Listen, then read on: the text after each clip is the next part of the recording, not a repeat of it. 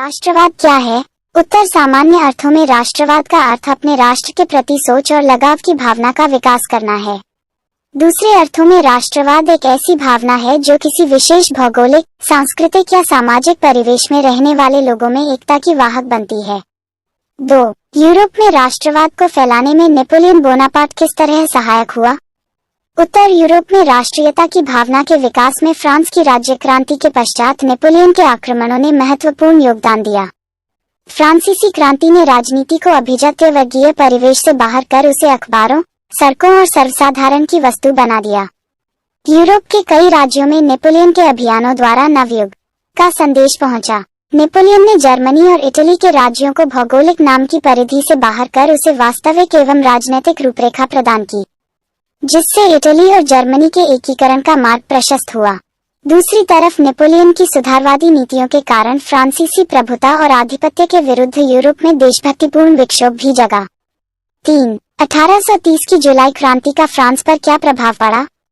उत्तर, 1830 की जुलाई क्रांति के परिणामस्वरूप फ्रांस में निरंकुश राजशाही का स्थान संवैधानिक गणतंत्र ने ले लिया।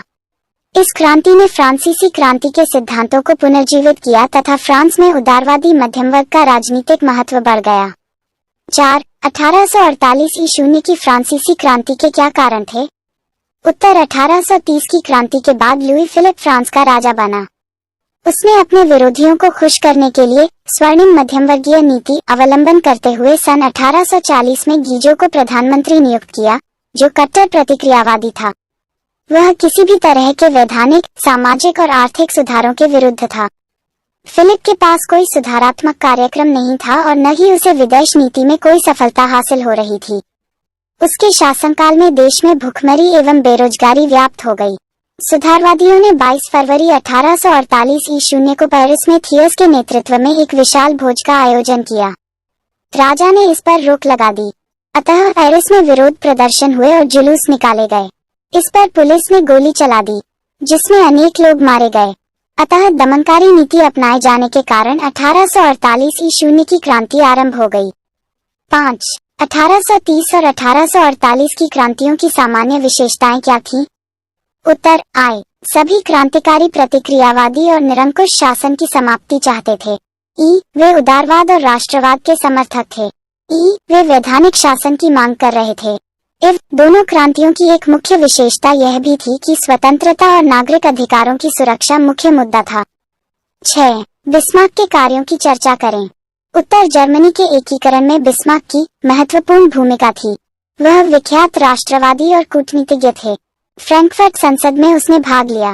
वे रूस और फ्रांस में राजदूत भी रहे। 1862 में वह प्रशा का चांसलर बना। सर्वप्रथम बिस्मार्क ने प्रशा की आर्थिक और सैनिक शक्ति सुदृढ़ की। तत्पश्चात उसने डेनमार्क 1864, ऑस्ट्रिया 1866, सेडोवा का युद्ध तथा फ्रांस 1870 सीडान का युद्ध को पराजित कर जर्मनी का एकीकरण किया। 7. लौह एवं रक्त की नीति क्या थी?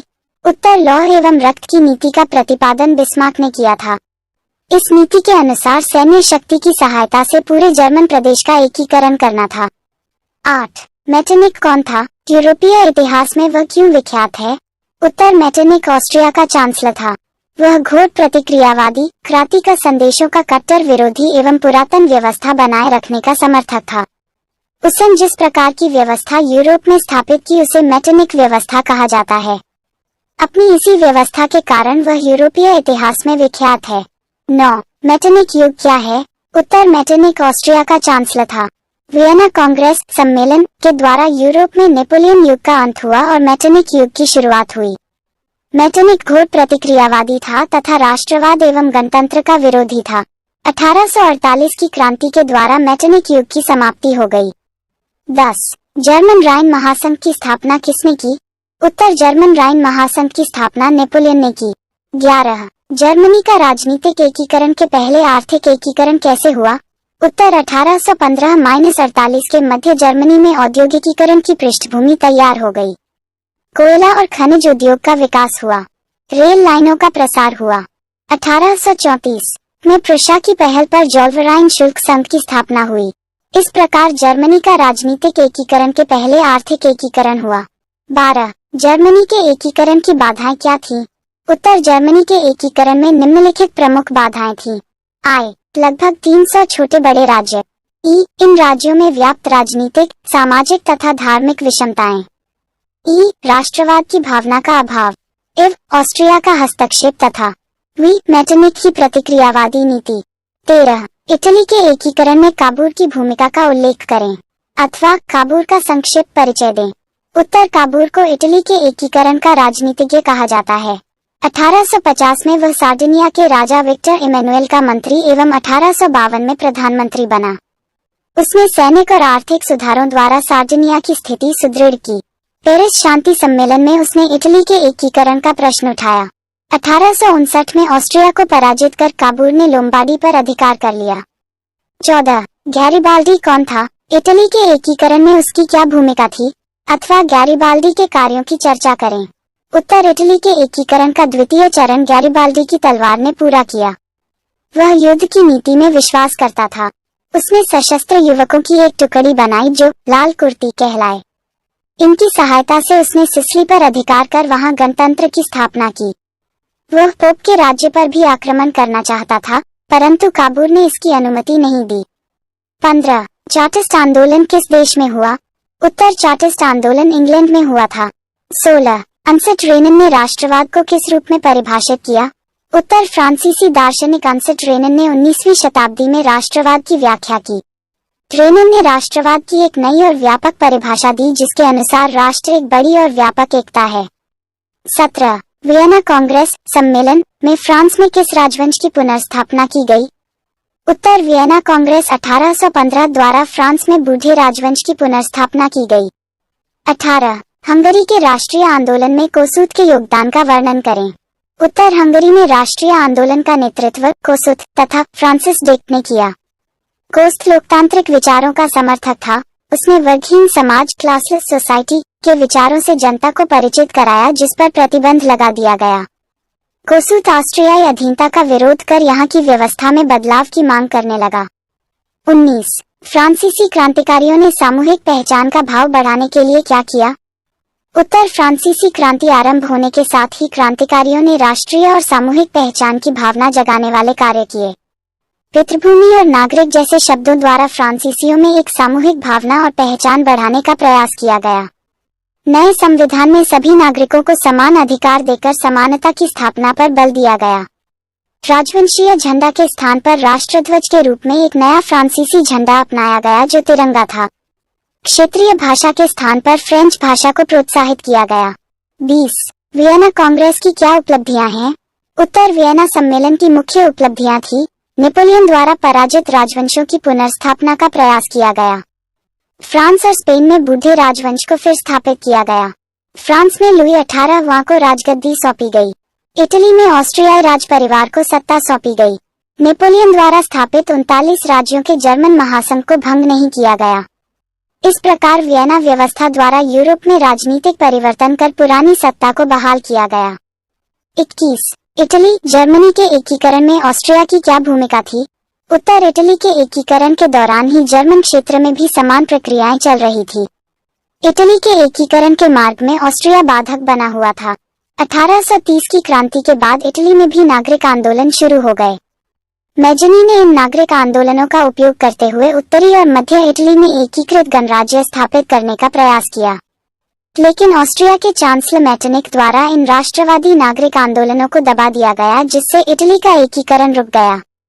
जर्मनी में भी राष्ट्रवादी भावना को कुचलने में ऑस्ट्रिया ने मेटरनिख द्वारा दमनकारी कानून कासवाब के आदेश को जारी किया। अतः दोनों देशों के एकीकरण में ऑस्ट्रिया बाधक था। 22. जर्मनी के एकीकरण के लिए बिस्मार्क ने कौन सी नीति अपनाई? उत्तर प्रशा का राजा विलियम प्रथम ने प्रख्यात राष्ट्रवादी और कूटनीतिज्ञ बिस्मार्क को अपना प्रधानमंत्री चांसलर नियुक्त किया। जर्मनी के एकीकरण के लिए बिस्मार्क ने रक्त और तलवार की नीति अपनाई। सबसे पहले बिस्मार्क ने आर्थिक सुधारों के द्वारा प्रशा की स्थिति मजबूत की। इससे सैनिक शक्ति सुदृढ़ हुई।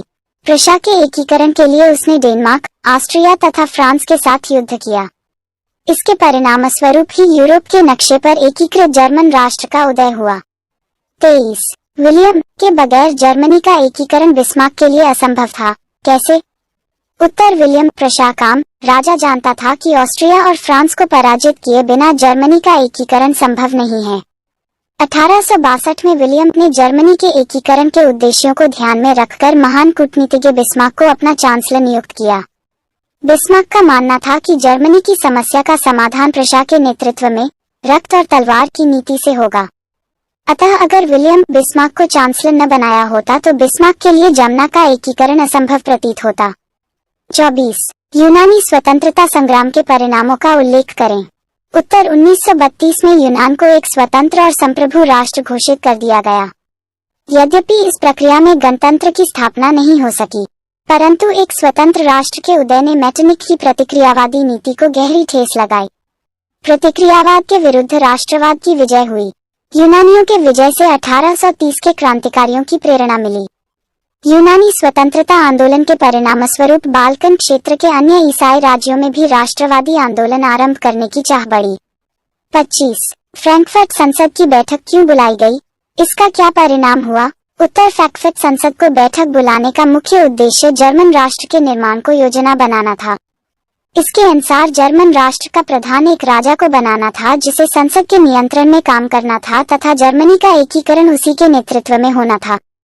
लेकिन जब प्रशा के राजा फ्रेडरिक विलियम चतुर्थ ने यह प्रस्ताव को अस्वीकार कर दिया तो परिणामस्वरूप असेंबली भंग हो गई तथा जर्मनी का एकीकरण पूरा नहीं हो सका।